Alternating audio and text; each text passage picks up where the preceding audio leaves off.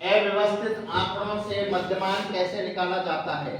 मान लीजिए संख्या है 1 2 3 4 2, यह सारी संख्याओं का जोड़ करके और जितनी संख्या उसका भाग दिया जाता है।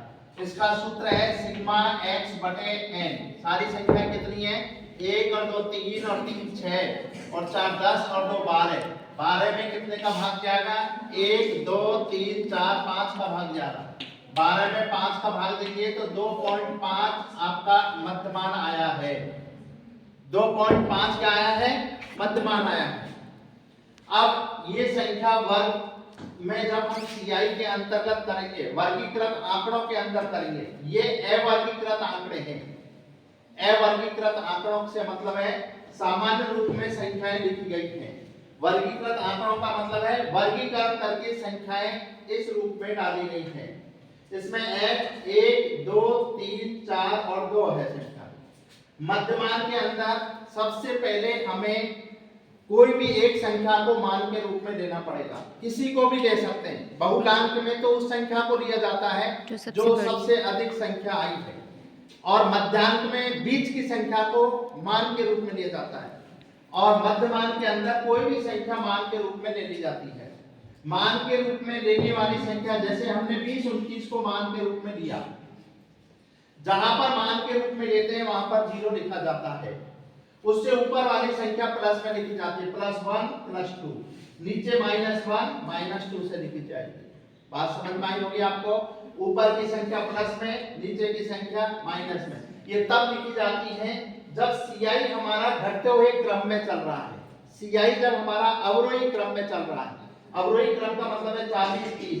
यदि CI बढ़ते हुए क्रम में हो, मान लीजिए 0 न ऊपर हो, 10 19 हमारा उसके नीचे हो, 20 29 हो, फिर 30 39 हो और 40 49 नीचे है, तो ये जो चिन्ह है ये परिवर्तित हो जाते हैं। ज्यादातर सवालों में जो CI आती है लिखी हुई, वो अधिकतर अवरोही क्रम में ही आती है, घटते हुए क्रम में आती है, 40 30 20 इसी क्रम में आती है। अब इसमें हम देखेंगे D का कॉलम हमारा बन गया, FD का कॉलम है। FD में 1 गुणा 2 किया तो 2 आया, 2 गुणा 1 किया तो 2 आया, 3 गुणा 0 किया तो 0 आया, 4 गुणा माइनस का 1 किया, 4 प्लस के हैं, ये माइनस का 1 है तो माइनस के 4 आए, 2 गुणा माइनस के 2 किए तो माइनस के 4 आए।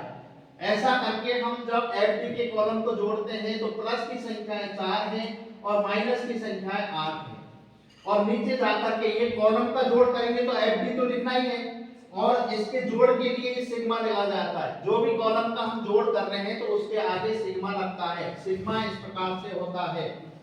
इसको लगाने के मतलब है ये कितना आया, टोटल -4 आया। 8 -8 में से प्लस के 4 गए तो माइनस के 4 आए। इसके बाद ऐसे सूत्र है m का, am प्लस सिग्मा FD बटे n गुणा CI।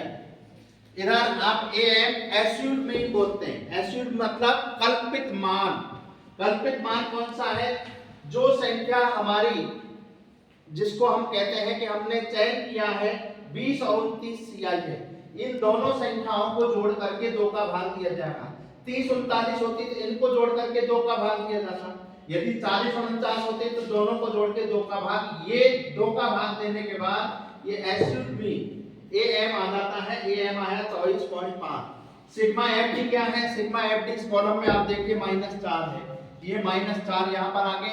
n की संख्या, ये f का टोटल n की संख्या होती है, ये कितना आया हमारा 12 आया, गुणा CI का अंतराल कितने का है, 40 30 20 10, ये 10 के अंतराल से है, तो यहाँ पर गुणा 10 कर दिया, 24.5 प्लस माइनस के 4 हैं, ये 10 से गुणा हो गए तो माइनस के 40 हो गए बटे 12।